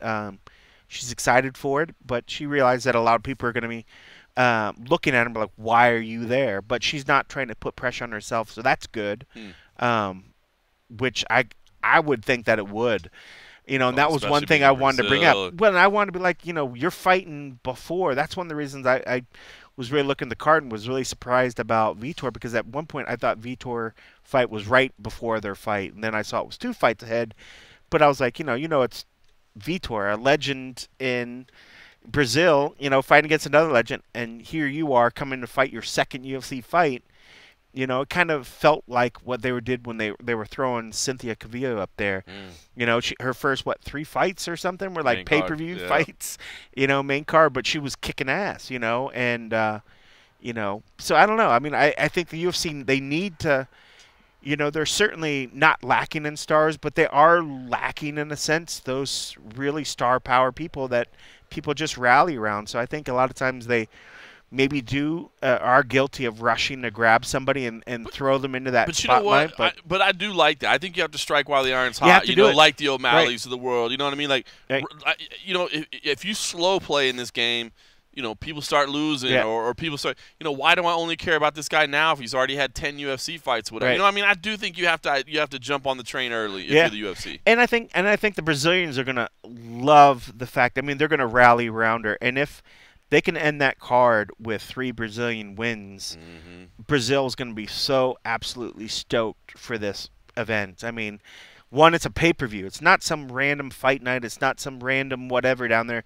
The fact they're getting a pay-per-view, and if they can end strong for Brazil, they're going to be so stoked. about that night, and literally can make Dern a star in that country in one night. I mean, she's already very well respected in the jiu-jitsu world, but I guarantee she's not a household name when people are thinking about MMA stars by any means. But if she goes in there and she's on the main card and she has a great showing, she literally can become a star in that country in one night and be a household name. They're already going to look at her and be like, wow, I was watching Vitor and then I saw this girl. Right. If they don't already even know, even before she fights, I think they're going to be absolutely just like floored and want to see more. Because she's an attractive girl and she's jiu-jitsu. They're going to love that. I mean, what's there not to love about it? And they're going to be like, oh, she sounds like me when I speak English. That's why she's been practicing the whole time. She does have that X factor. I mean, you know, it's one thing to say. I mean, you know, when you say a good-looking girl or a good-looking guy, I mean, a lot of these fighters, I mean, they're in peak physical condition, so that makes them attractive. But there is something about, like, she commands a presence. Like, she has that X factor. You know what I mean? Incredible smile. You can't say it yes or no. I mean, when she walks into a room, like, she commands a presence about her, and then her jiu-jitsu is phenomenal. So, all right, listen. That full interview, the full media lunch is up on YouTube with Kelvin Gastelum as well. We've also got I did the individual ones up there. I finally put those up today. So we've got the individual ones up. We've got the full lunch as well. I think somebody hit me up on text or something. They're like, hey, do you know your YouTube has like 2 minutes of Mark Raimondi sitting in it? And I'm like, yeah, it's just an archive of the live stream. Like, deal with it, because I think he was sitting there so you guys could focus in or whatever. Didn't I get rid of that one? I don't know. I got rid of that. Was the first one. I think we started and then it stopped. All right. Because remember, the internet crapped out, so I stopped that feed and then re-kicked it back off. That's what somebody said to me. So Mark I think I removed that getting one. Some love on the. Oh, it's so funny because I was like, Mark, stand in there real quick, and then I was like, okay, I'm good. And he wouldn't get up. I was like, oh, Mark likes being in the seat. And then after a while, because I kept saying, I was like, perfect. And he's like, I know it. I was like, no, I'm trying to give you, like, without saying, I'm giving you the cue, like, you're done. And then I kind of said it a couple times. I was like, all right, you're good.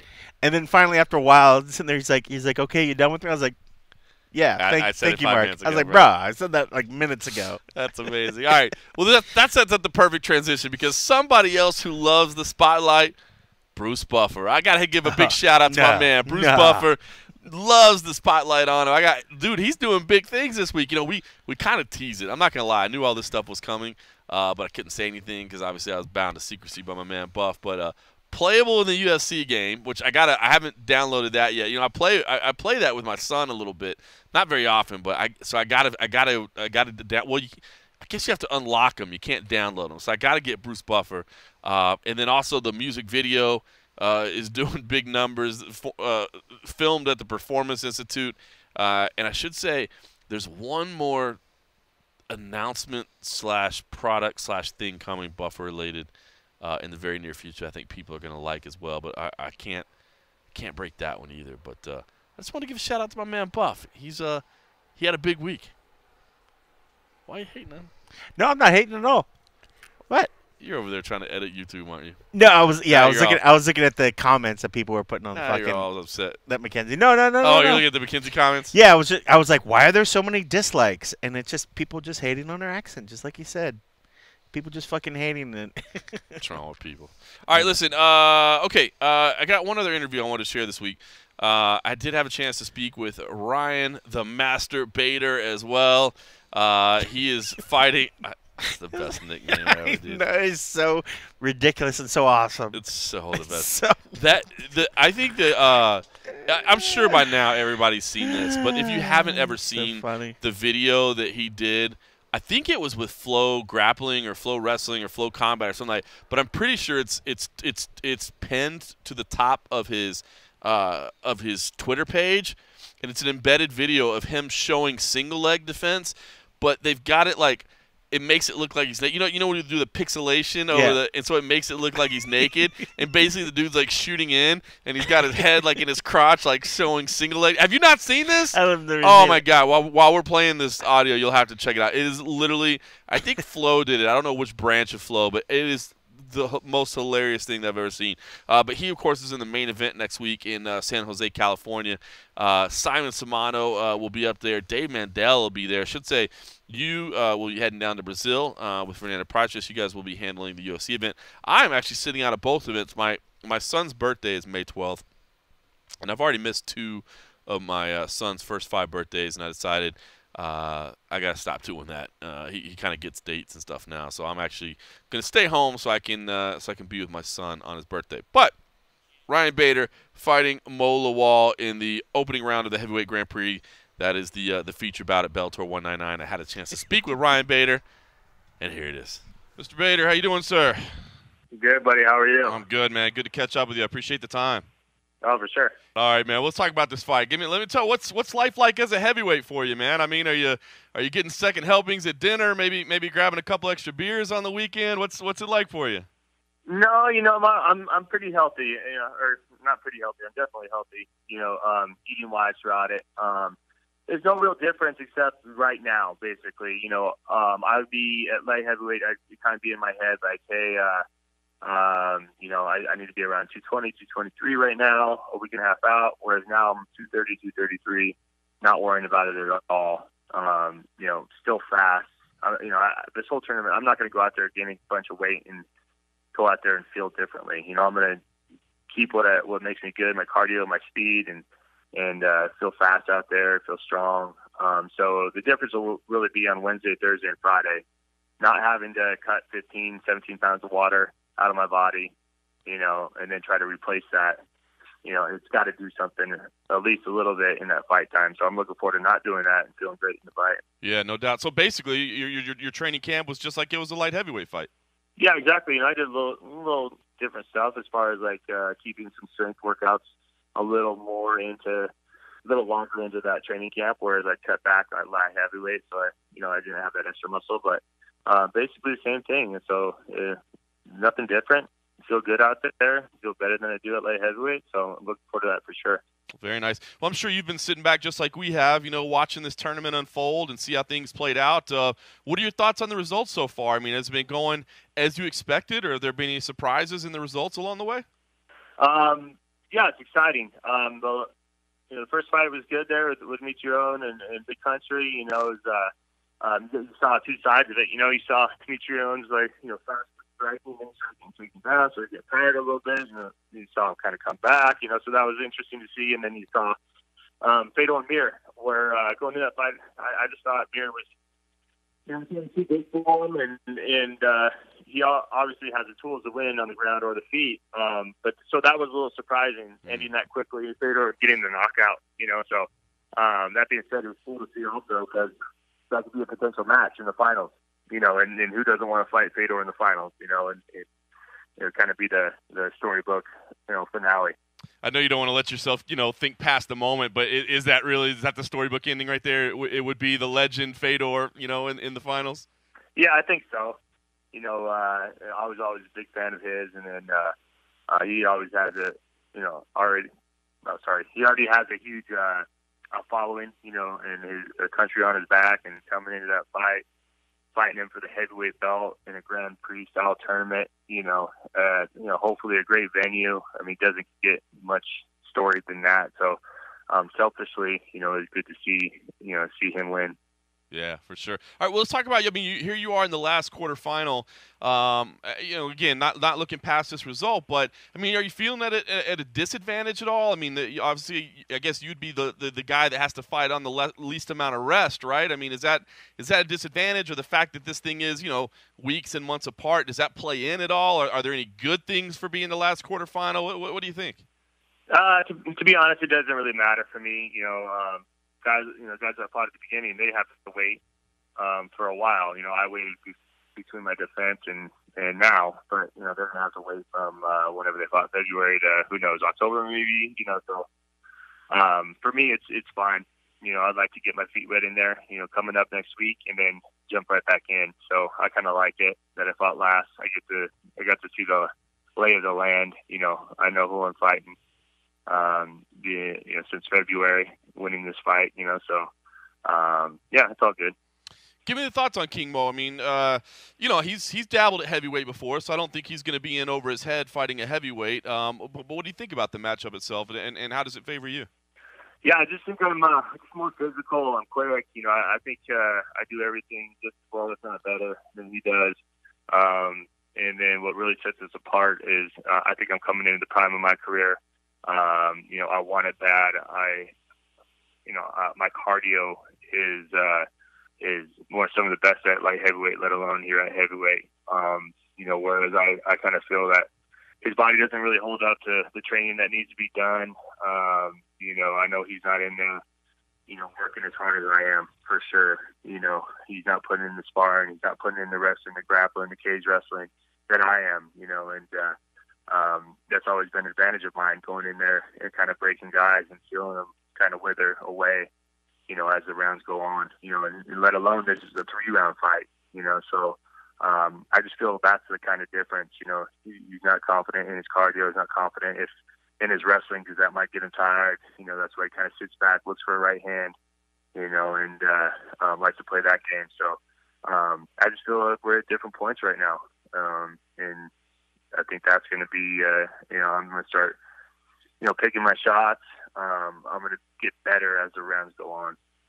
Yeah, it's funny. He's obviously dealt with his health issues and throughout his career, and he was on MMA Junkie Radio earlier this week, and he talked about that he was going to retire you. That he thought you didn't have the desire and you didn't have the fight in him that he has in him right now. Did you see those comments at all, and were you surprised to hear them? No, I didn't. And look, I know guys around him, and I know how he's been training, and he hasn't been training like me, And he knows that in his head, in the back of his mind, he knows that, and so, he can say that all he wants if he's projecting what's going on inside of him, So, I heard, and I was doing a couple of interviews today, and I heard that he said that I might not want it anymore and this and that, and just kind of laughed. I'm like, yeah, my last fight kind of proved that.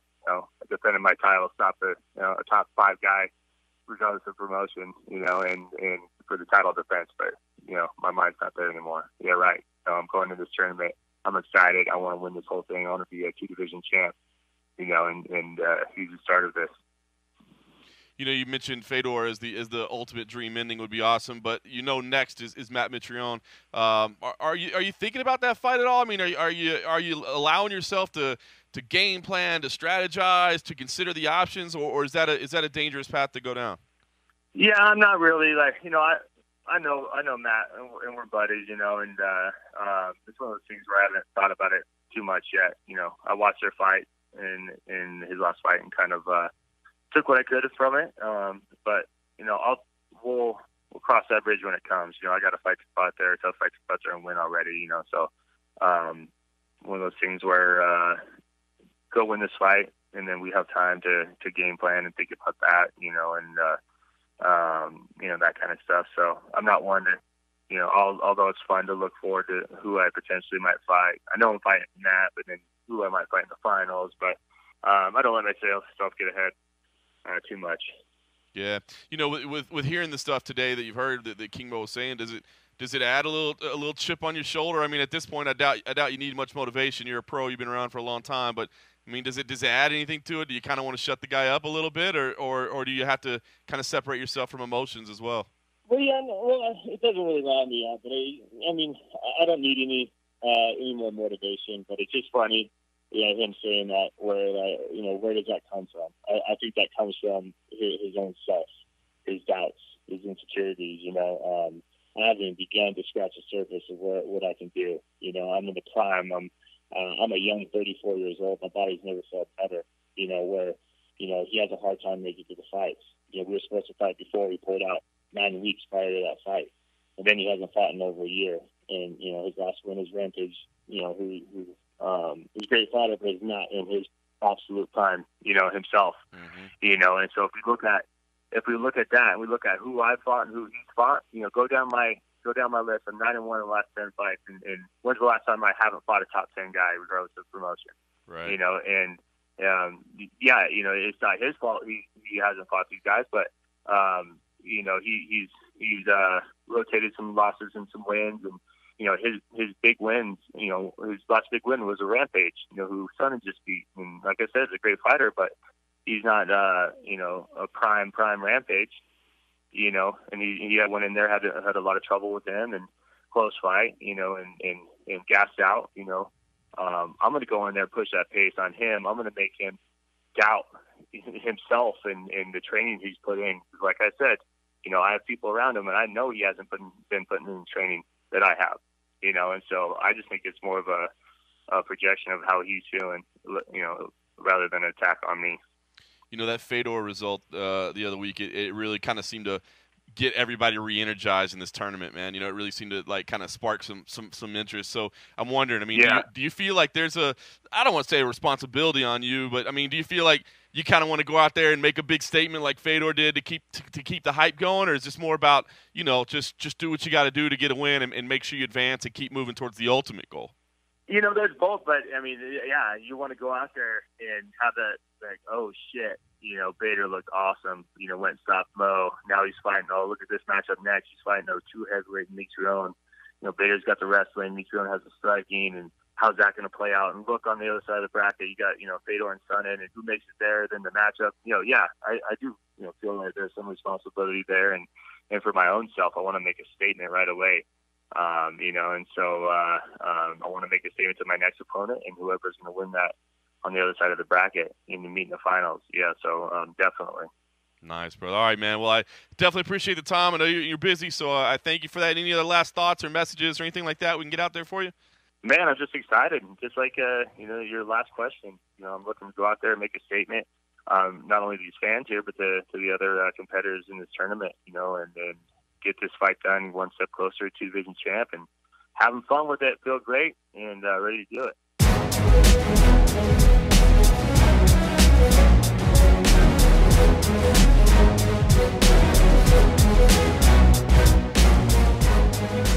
All right, so that was Ryan Bader. Listen, I think him and King Mo, after King Mo's comments on MMA Junkie Radio, he's trying to say this isn't personal at all, but I don't know. I can hear a little edge in his voice there. I think this is going to add a little flavor to the card. Should say, by the way, this week, a rare week with no UFC, no Bellator, as we said. Still, there is LFA 39 and Invicta FC 29. Those are both Fridays. So if you're listening to this early on, you can catch those tonight. If not, Risen is on Sunday morning, bright and early as well, kind of late Saturday night, early Sunday morning. So there's still a little bit of MMA action. And then, of course, next week we will be on 2 continents, bringing you on-site coverage from both places. I will not be at either one. Cole Coffey's been doing all the traveling now. It's not the MMA road show. It's just it's the Cold Coffee road show, man. I saw you to LA, bro. I saw you out there talking about throwing down some whiskeys and a man not handling his business very well on the plane. Well, it's funny. It wasn't actually on the plane, but that it was. Fucking Twitter. You can only have so many characters to put it. But let me set the scene for you. All right, set the scene. So as I was flying back into Vegas, they didn't have any TV on the plane, so you're just at whatever your own device is. So yeah, because it's a short-ass flight. Short flight. But every once in a while you get a plane that's like doing when the transit. Yeah, if you're going to LAX and then that plane is going like overseas somewhere. But yeah, normally on the way from LAX to Vegas, it's an old plane. It's not. But I did happen to get upgraded, so I was like, oh, it's cool. I actually had a window seat, and I don't normally get in the window seats.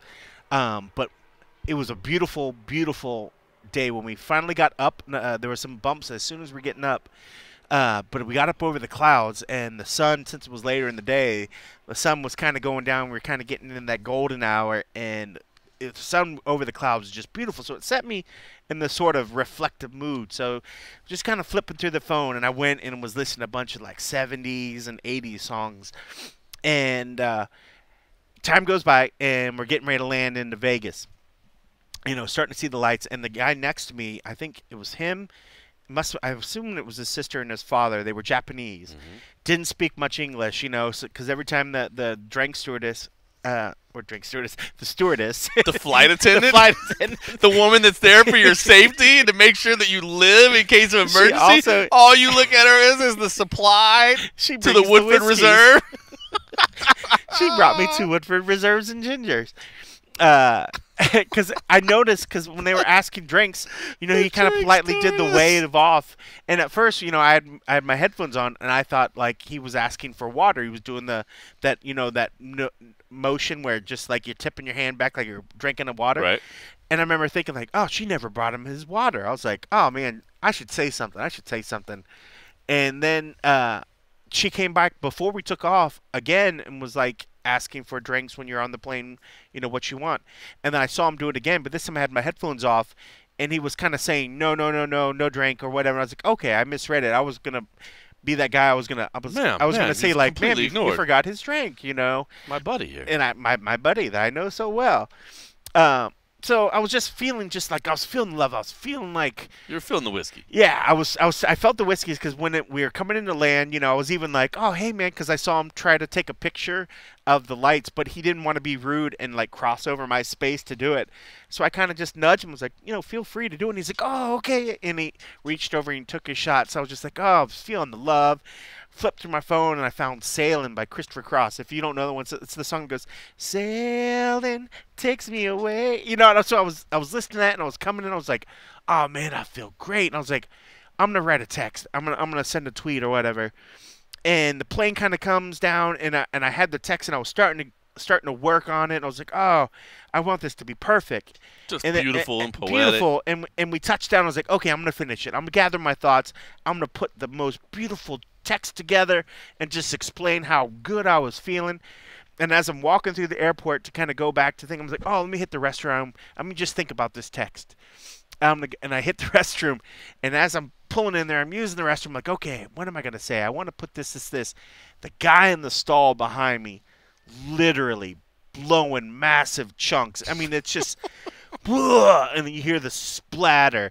And I was at the point where I was just like, oh, my God. I wanted to, like, one hand, I was like, which hand do I hold my dick? Which hand do I plug my other ear in?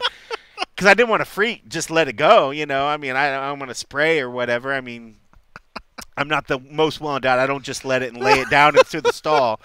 But I'm listening, and it's almost to the point where you're like, like it's making you sick? It was because then you start thinking like, am I smelling it? Then all these thoughts start going in my head, and this beautiful moment that I had just quickly drowned down the fucking toilet as this person behind me was just puking. I'm like, and then I started thinking like, oh, this dude's never gonna get on a fucking plane.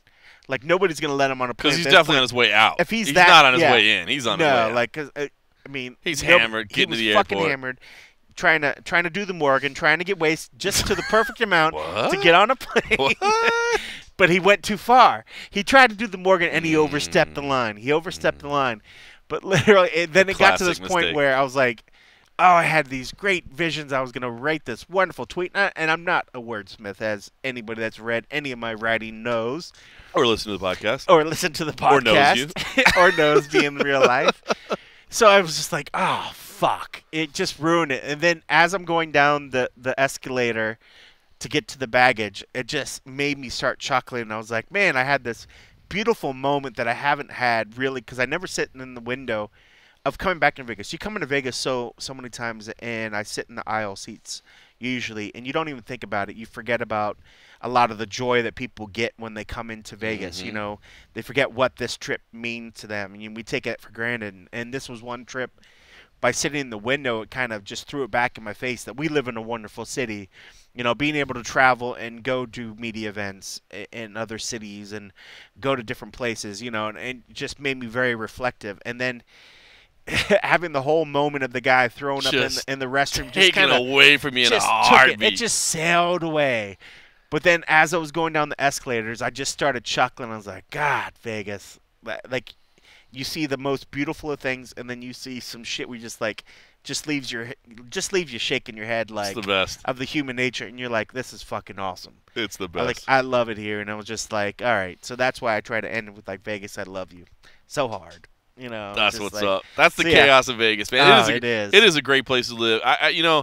Visiting here can be a little bit taxing, especially if you're stuck on the Strip and you're just getting the madness of the casinos, night in and night out, and walking up and down the Strip, especially if it's hot during the summer.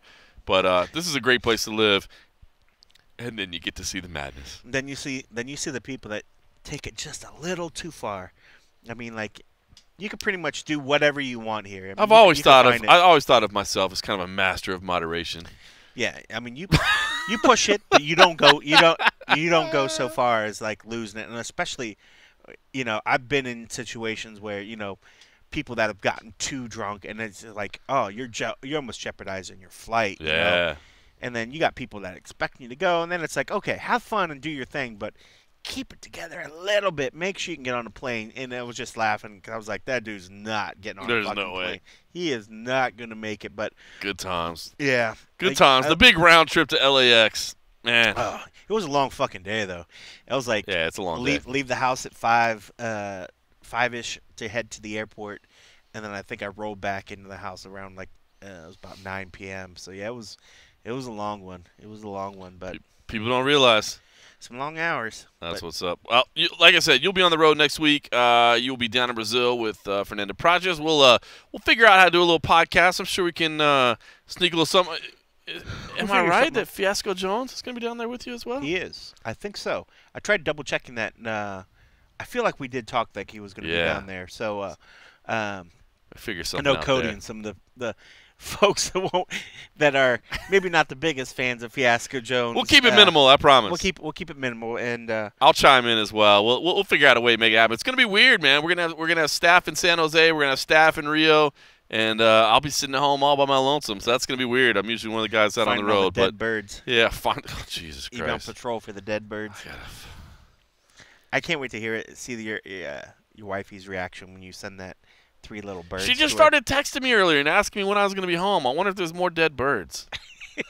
That's her polite way of saying we found more birds. There's more birds, aren't there? She was like, "What time are you going to be home?" I'm like, "Is everything okay?" Yeah. I'm like, "I don't know when I'm going to be home." She's like, "Yeah, just meet me in the backyard when you get home." There's like a vulture outside just eating. Who knows? All right. Well, listen. Yeah, I got to get home and find out what animals have perished on my property. So, thanks for listening.